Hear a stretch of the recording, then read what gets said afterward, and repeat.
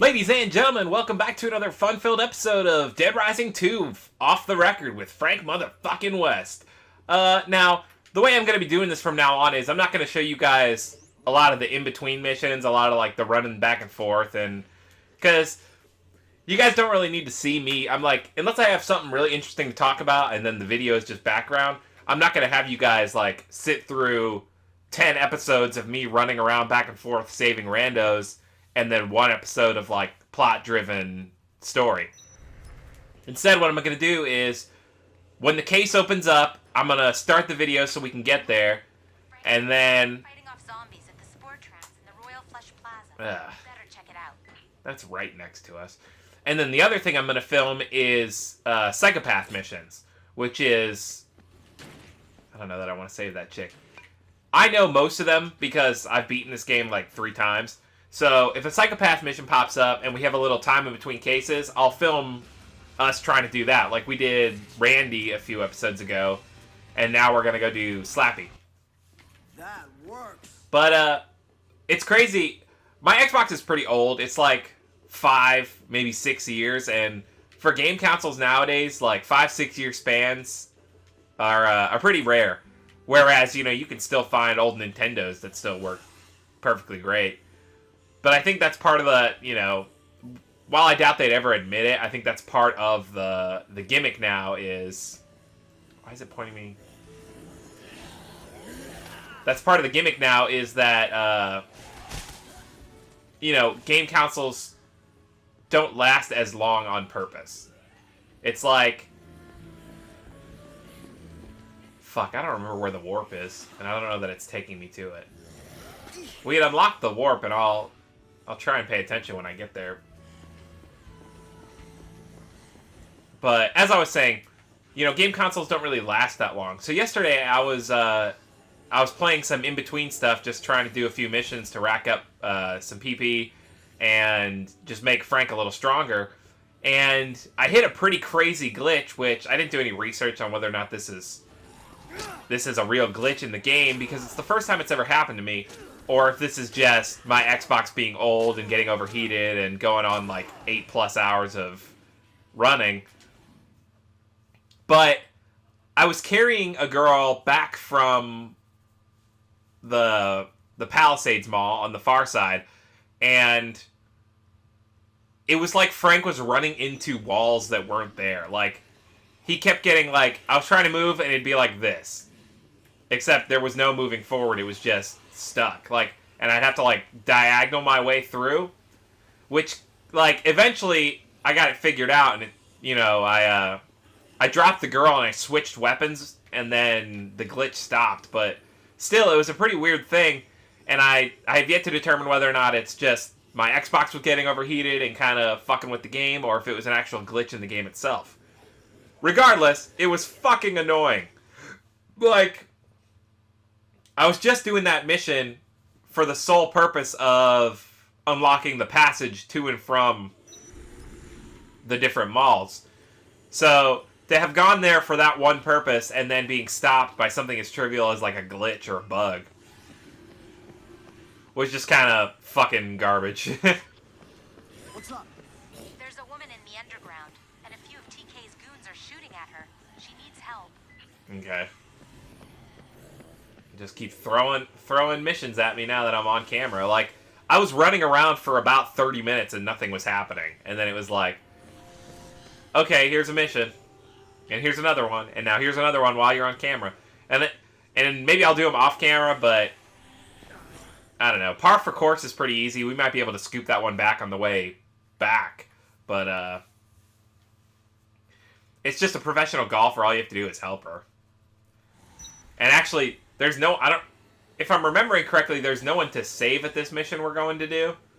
So it'll just be a quick, you know... I say quick. It'll just be a go and go. I'm going to stop in here. Stock up. It's crazy that the psychopaths aren't in here. Or the fucking kids aren't in here, though. 2 shotguns ought to do it. And then I got an orange juice. And then we'll also stop at the food store that's up here and get a little more. Get a little more mojo. But anyways, guys, how you doing? Sorry it's so late in the episode me asking, but hope you guys are all doing alright, having a good day. I'm doing alright. Day's just started.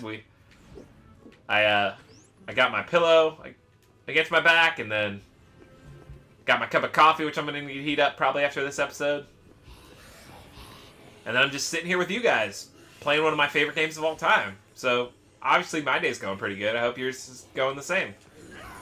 If you had a hard day, I'm hoping that, you know, I can be something where, you know, you get off your job, whether or not you like it or not.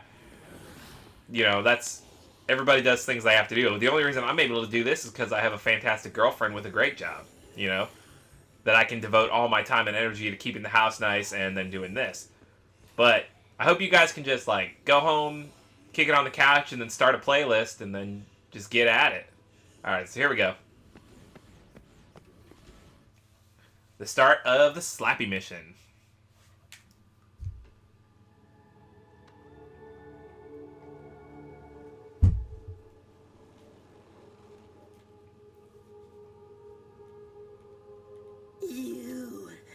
You're Frank West. And you are? Oh, you know me. I'm Slappy. Everyone knows Slappy. And everyone knows you. You're good at stuff. I saw it on TV. Slappy's a pretty crazy dude. You can't believe everything you see on TV.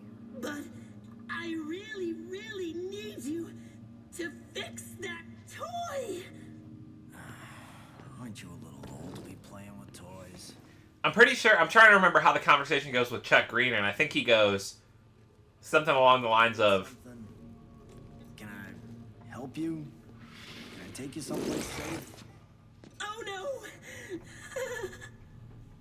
We are not going anywhere, zombie magnets. it's like, You need to take care of he's like, you're Chuck Green and you did this and you fucked everything up.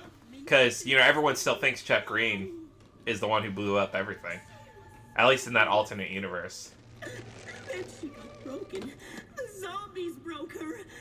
But Susie belongs with Slappy. I was her favorite too. She's mine! You have to fix her now! But maybe you like it like this, so you can take pictures! You want zombies to break things! God, that unmoving mouth is so fucking unsettling. How you like it! So, the perk of beating this mission is you get those fucking awesome flamethrowers. So, here we go. Everyone knows Slappy.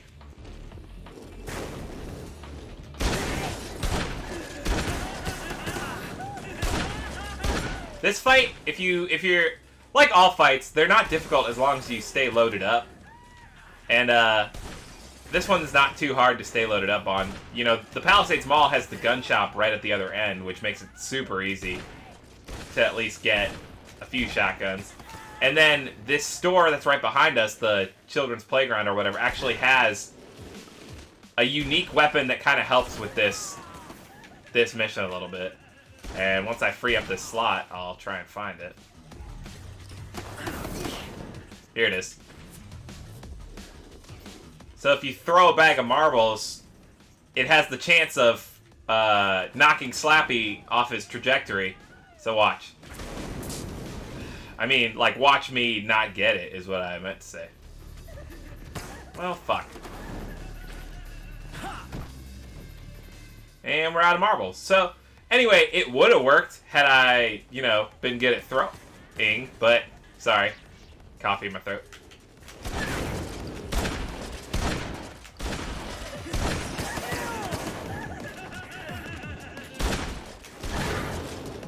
The guns work great with Slappy because if you can stay away from him, you know, the fire's only gonna do 1 damage. I think his knockdown hits do like fucking 3 or 4. Which, fuck that.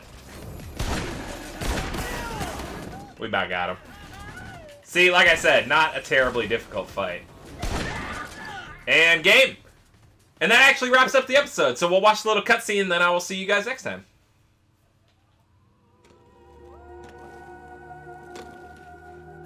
Susie,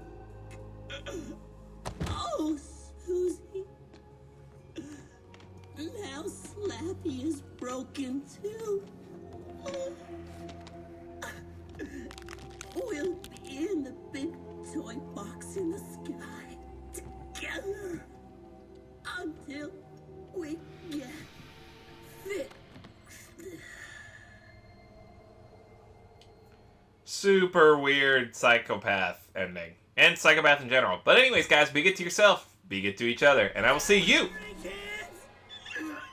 Slappy will live in the next episode. ever. Later days, guys.